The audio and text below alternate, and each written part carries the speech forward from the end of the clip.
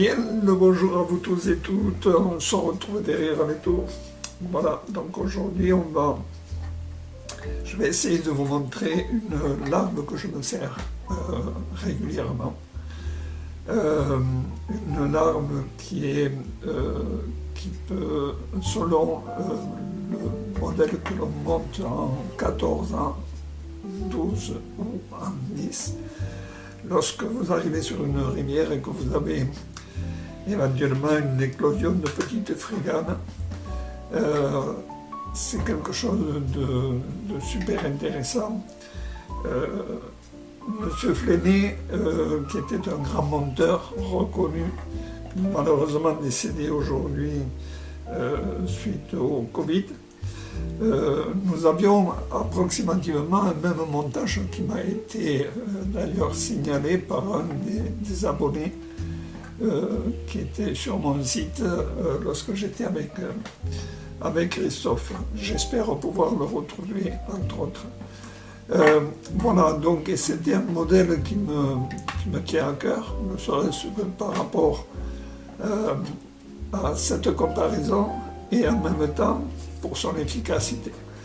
Voilà, alors on va monter un tressage sur une larve, pas du tout évident, je vous montre un peu, bien sûr avec des couleurs que personnellement je ne me sers pas, mais qui peuvent donner un ordre d'idée de ce que peut être un joli tressage sur une larve ou même sur une nymphe éventuellement. Donc le dessus ici, j'ai choisi de le faire rouge, c'est la couleur, une des couleurs qui facilite un peu la façon du tressage. Et dessous, donc, j'ai mis une partie qui elle donc est fluorescente. Voilà, pour les élèves du club, cela aura été facile de comprendre à travers ça comment fonctionnait ce tressage qui est simple, parce qu'il existe bien des tressages complètement distincts les uns des autres et qui sont d'excellents, qui donnent d'excellents résultats et même, je dirais, des finitions encore plus jolies que cela. Personnellement, je me contente de ce modèle simple, voilà, que je vais essayer de vous montrer à travers cette vidéo, et le modèle que je me sers donc le plus. Voilà, donc là, je ne l'ai pas fini, c'est bien sûr juste le modèle que l'on réalise pour le club, voilà, mais qui vous permettrait éventuellement de vous entraîner pour tout cela. Alors, pour le montage, j'ai choisi de le faire sur Nudis de chez Tiemco. Tiemco ou Devaux, tout autre, mais en hameçon courbe. Voilà, donc Nudis. Je le monte donc, ce modèle-là, je le monte sur Nudis 12 et 14. Les petites friganes, entre autres, donc sur l'Ariège, le matin, je me suis retrouvé avec une éclosion extraordinaire de petites friganes, et en hameçon de 14, j'ai fait une très jolie pêche. Voilà, je tiens à préciser que des fois on cherche midi à 14 heures alors que la pêche est toute simple. Voilà, donc alors pour se faire un hameçon donc de 10 ici, pour vous montrer le montage, je me sers ensuite donc pour faire le corps dessous de chez GMC l'Insect Rain. Voilà, ce modèle-ci que je vous montre.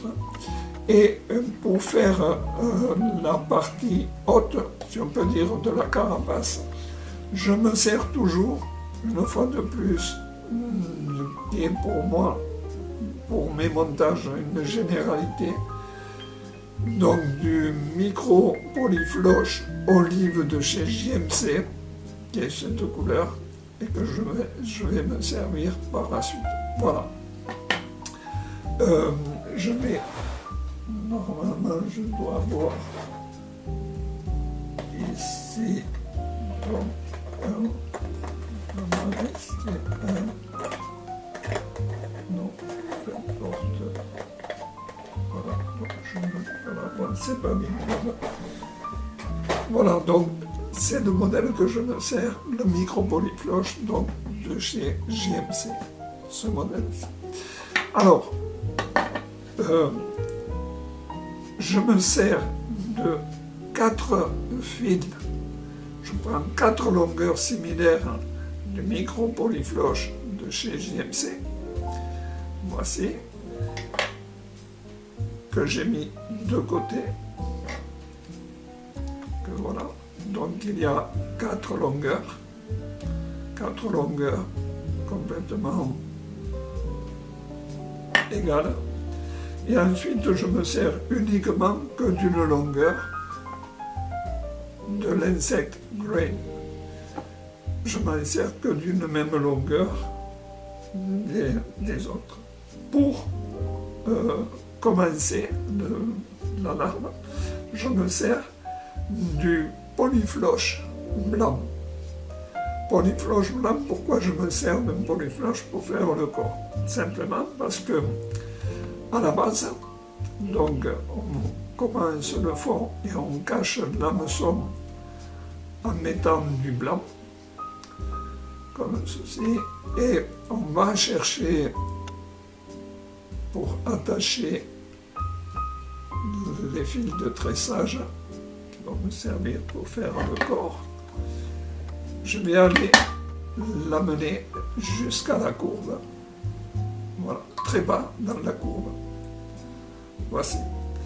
Une fois que je suis arrivé là, je vais attacher mes fils. Hop, je les égalise. Comme ça, j'ai la même longueur partout. Et je vais les amener à peu près jusqu'à l'œillet ici. Donc pour ce faire, je les attache. Hop. Voici. Hop. Ici. Je les attache ensemble et avec le floche blanc, je vais amener tout ceci vers l'avant. Voilà.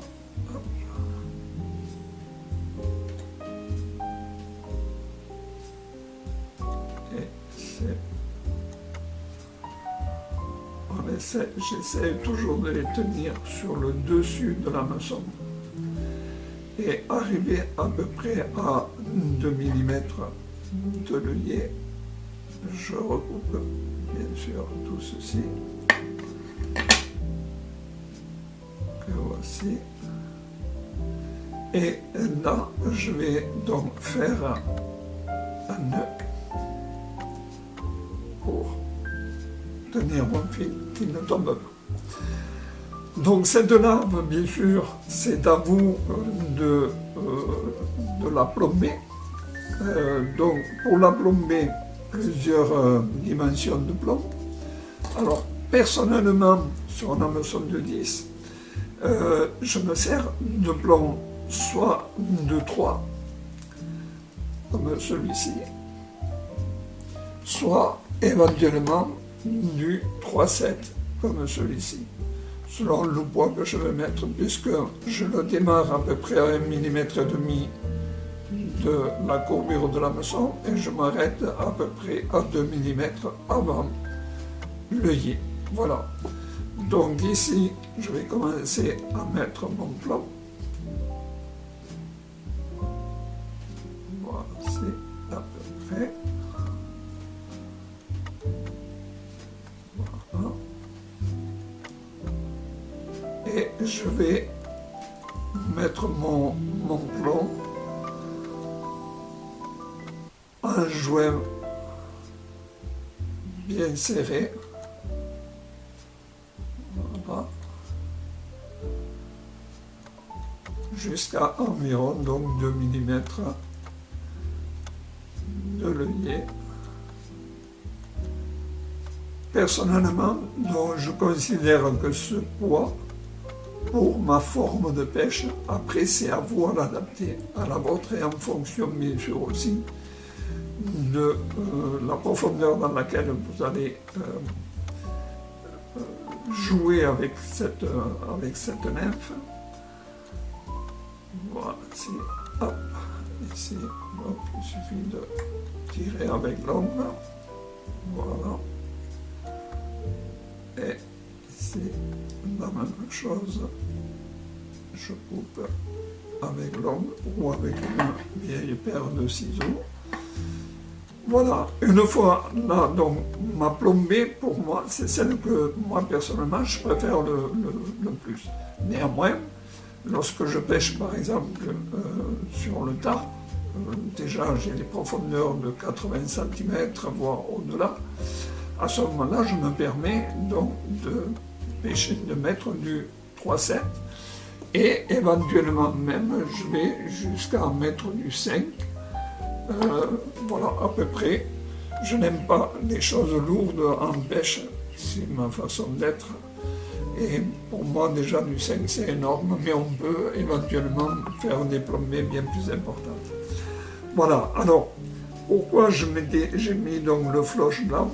Pour une simple raison, c'est que, en fait, je vais cacher ce plomb et je vais le cacher avec du floche blanc pour avoir je dirais entre guillemets, une réverbération de la couleur qui me sera plus simple, voilà, et qui me permettra de bien faire ressortir les couleurs.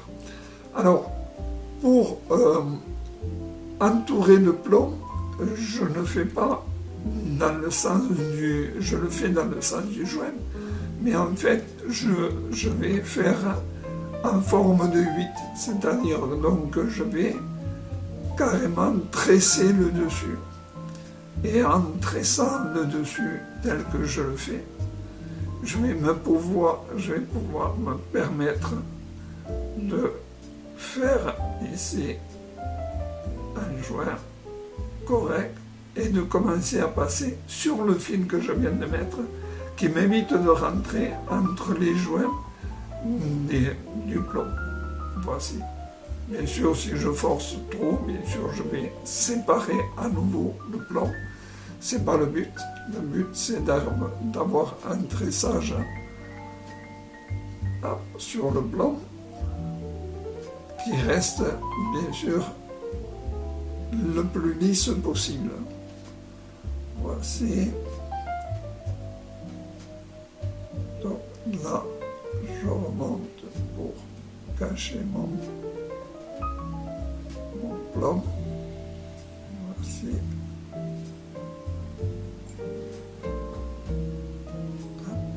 Voilà.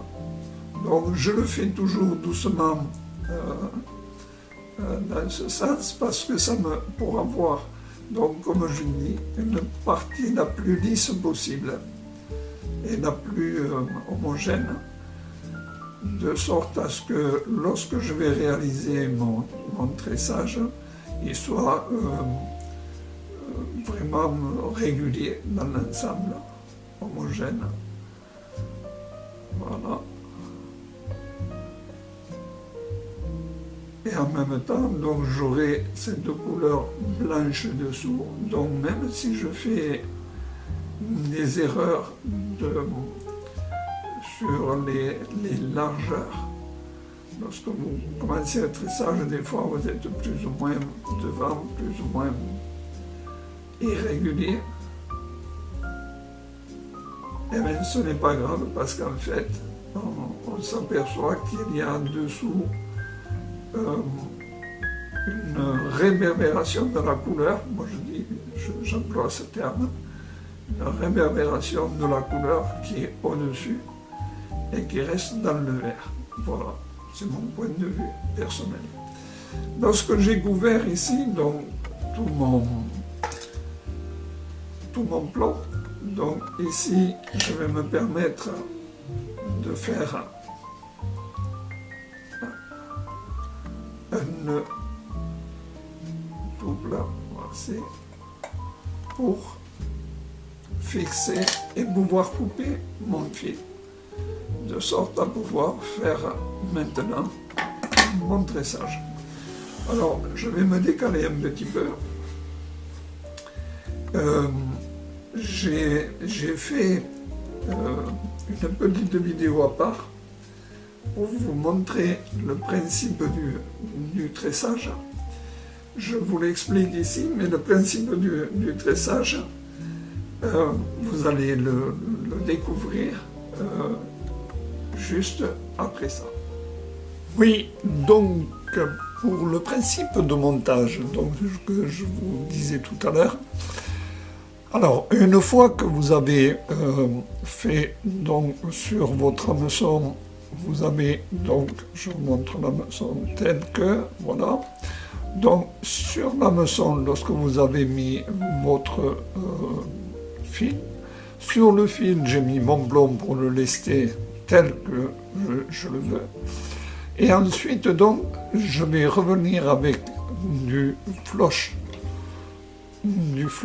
blanc, recouvrir mon plomb pour pouvoir avoir, disons, une clarté et cacher le côté sombre du plomb. Ensuite, donc, dans le principe du tressage, comment ça se passe? Alors, là, j'ai fait exprès de vous mettre deux couleurs complètement distinctes pour que, à la fois, on voit bien comment on forme le nœud de départ pour monter ce tressage. C'est très simple, je vous montre. Donc, lorsque vous voulez avoir, par exemple, le côté rouge sur la partie haute de votre nymphe, le côté sombre si vous préférez, et que le côté vert, la plupart du temps, ou jaune, ou paille, ou la couleur que vous voulez, plus claire que vous allez donner sous le corps de votre larve, mais le tout est que celle que vous voulez garder sur la partie haute doit toujours passer sur la partie claire telle que je fais là.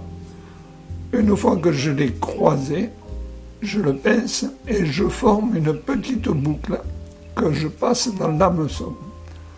Je le reprends, donc le côté rouge, c'est celui que je veux garder sur le haut, celui-ci, la partie dessous ma larve. Donc je pose mon rouge sur le vert et je fais une petite boucle comme ceci. Et là, je l'amène directement à mon hameçon et je vais serrer. Alors, si je serre en tirant vers le haut, je vais diminuer la quantité de carapace. Si je le tire vers le bas, je l'augmente. Donc vous tirez légèrement sur l'ensemble à l'horizontale et on recommence.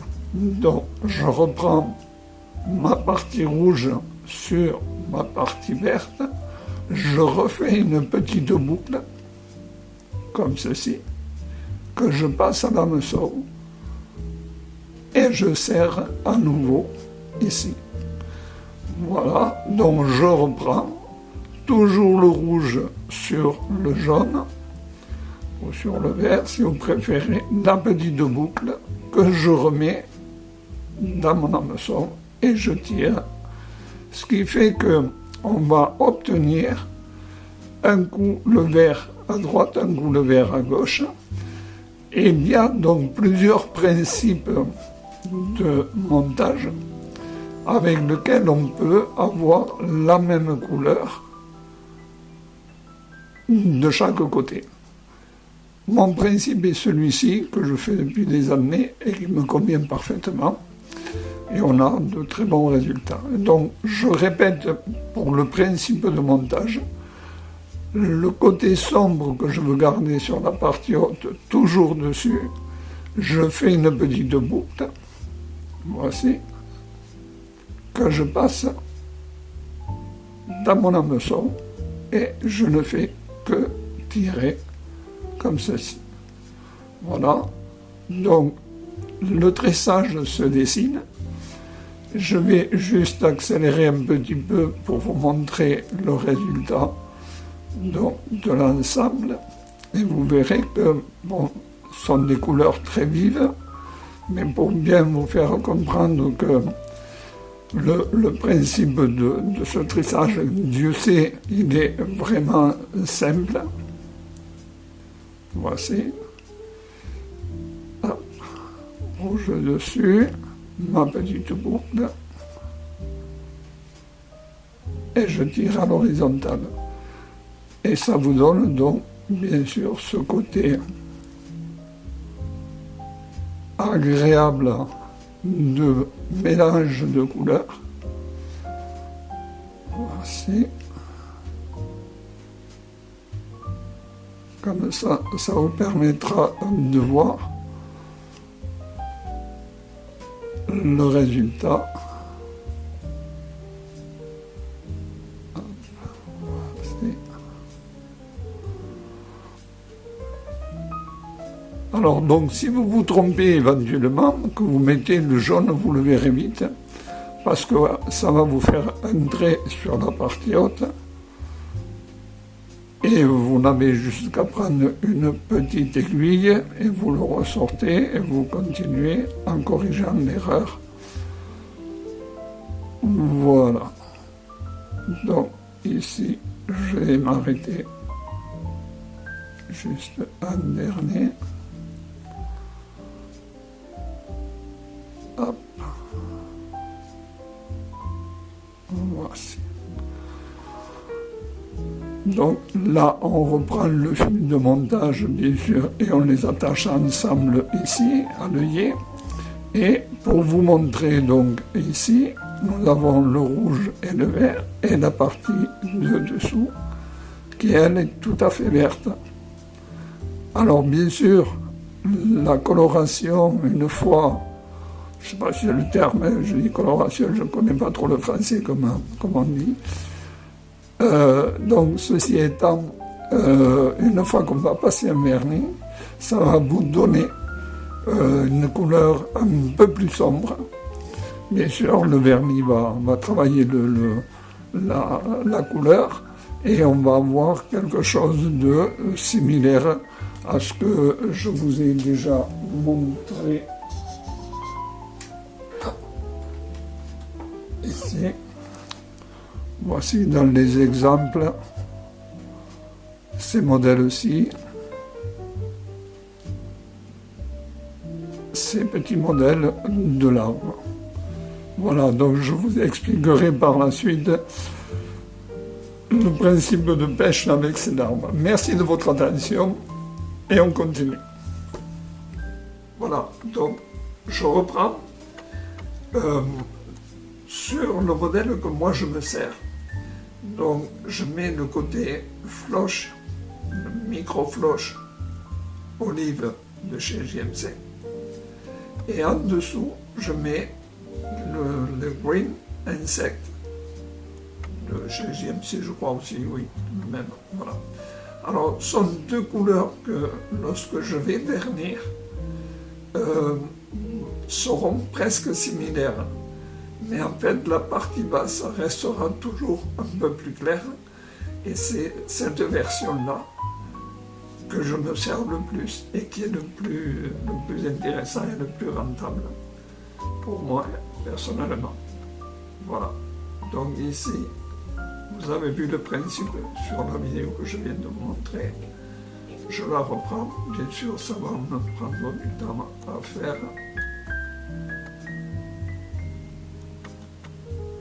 Pour faire quelque chose de correct, je préfère le faire doucement. Et comme je dis toujours, il faut qu'elle me plaise d'abord à moi avant qu'elle plaise à la truite.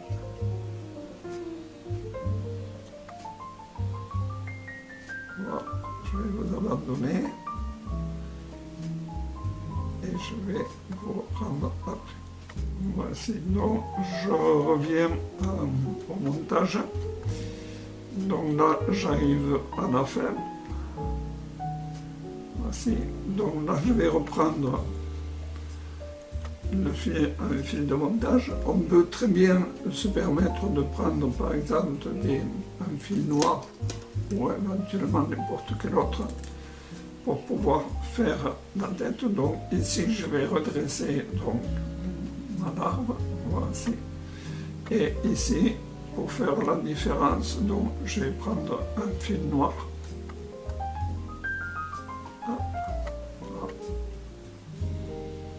Et je vais me permettre de commencer à faire éventuellement une tête.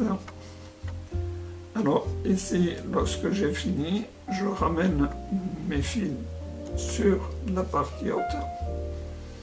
Et ici, je vais les serrer dessus et ensuite dessous à l'œil. Voici. Et là, donc, je vais couper l'excédent. Voilà.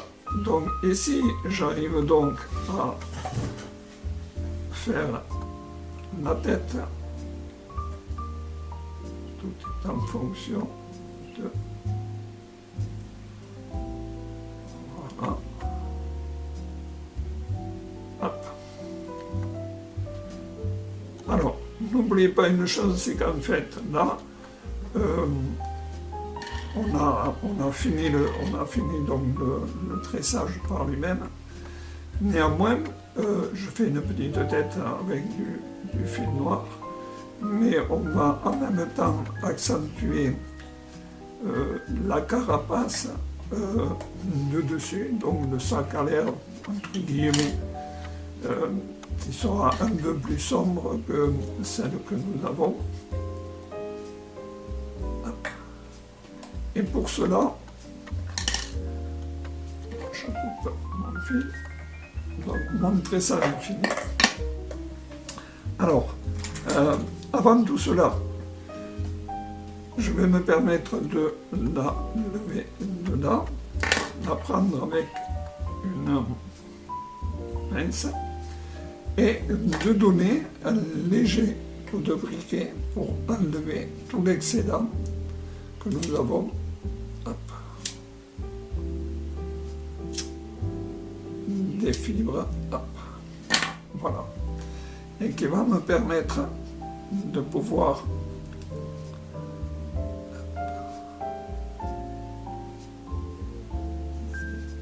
je remets en position et je vais me permettre de prendre des feutres. Alors moi je me sers des marqueurs indélébiles, voilà, donc celui-ci avec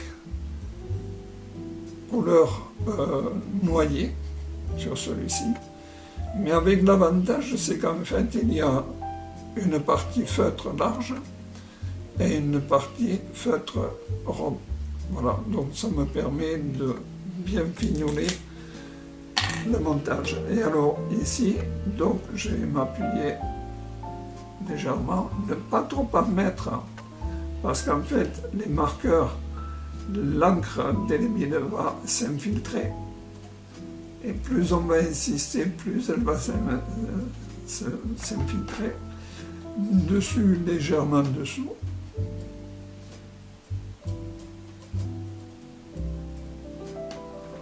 Voilà.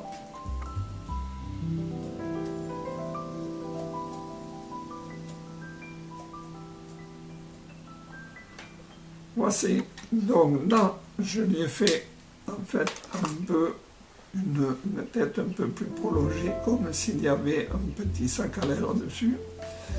Et le dessus étant donc, comme vous voyez, un peu plus sombre que la partie de dessous, un peu plus claire. Voilà. Donc le tressage n'est pas parfait parce que je n'ai pas tourné l'étau vis-à-vis de moi. Donc il faut le faire en face pour bien faire l'ensemble. Là c'était simplement pour réaliser la vidéo et vous montrer exactement le principe. Donc une fois que j'ai fini mon tressage, donc je prends du vernis UV. Personnellement, je me sers de la Loue, il y en a d'autres, la Sander, bon, il y en a d'autres, qui sont peut-être mieux que celle-ci. Personnellement, j'en ai l'habitude, donc je me sers de ça, mais je suis prêt à changer et à évoluer comme tout le monde. Voilà, donc là, on va, donc comme je disais, on va remettre donc la partie basse ici. Donc, ok. Une fois qu'elle sera répartie, donc je vais la passer à l'UV. Voilà, c'est impeccable. Voilà. Et maintenant, comme je vous dis, dans toutes mes larves ou mes nymphes, donc je donne un coup de vernis rapide. Hop, le voici.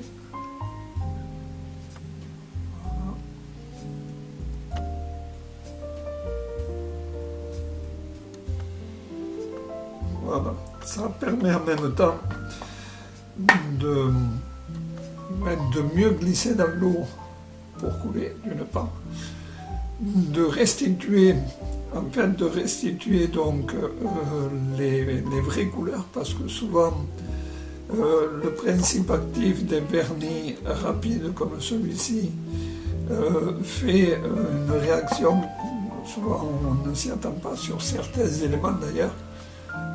Ça les brûle, certaines étincelles même, ça les détruit, ça les brûle. Voilà. Donc ça a des effets, il faut bien regarder l'avantage et les inconvénients. Voilà, une fois que vous avez fini ceci, voilà le rendu. Alors, je le répète, c'est un modèle que je me sers fréquemment parce qu'il a un très bon rendu. Voici.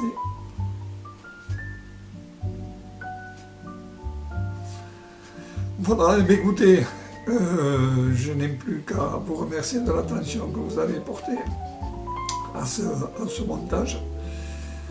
Je vous souhaite de le réussir et en même temps et surtout de réussir votre pêche. J'aimerais aussi que à travers ces montages vous ayez le plaisir, et j'aurai le plaisir de savoir si vous avez réussi vos pêches avec certains de mes montages, s'ils conviennent à vos régions de pêche, parce que c'est pas toujours évident. Voilà, donc un petit retour me ferait plaisir en même temps. Et donc je vous souhaite surtout de passer de très agréables moments au bord de l'eau. Merci de votre attention. À très bientôt. Merci à vous.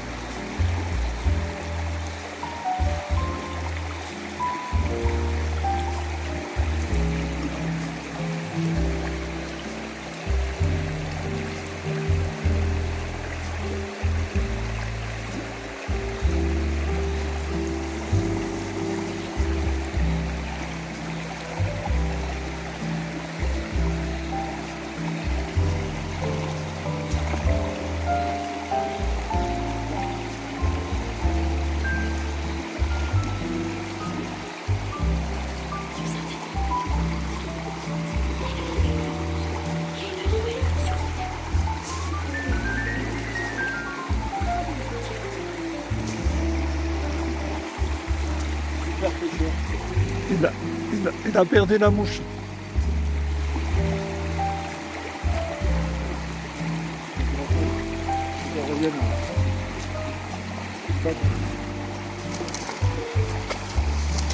On met pas une tweet, hein. On est obligé de revenir, c'est pas faire, c'est pas fort aux pommes. Eh bien allez. C'est quoi, dans le pays? Hein?